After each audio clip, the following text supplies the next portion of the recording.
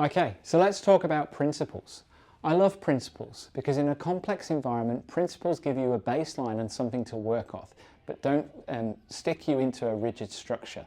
Principles give you something that you can work towards. What are some of the principles that you might have in life or in work? And you find these principles help to guide you and direct you in what you do. Here I'm going to introduce you to the Agile principles. So the Agile principles, there are 12 of them, and they help to guide how we have an Agile mindset and how we apply that day to day. You'll notice these aren't fixed. So the idea in the Agile principles is to take your own interpretation and think about how you use them.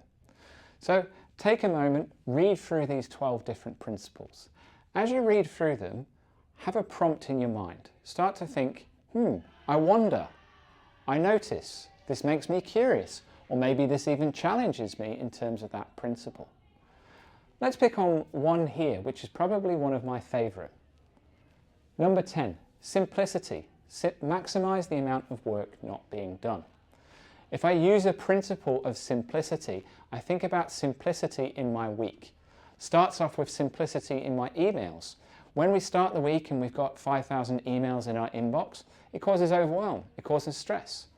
My version of simplicity? I delete all my emails. I only have to look at the most important emails that I'm looking with on the day so that I can work through them. Then start to think about simplicity in your week, in your meeting structure.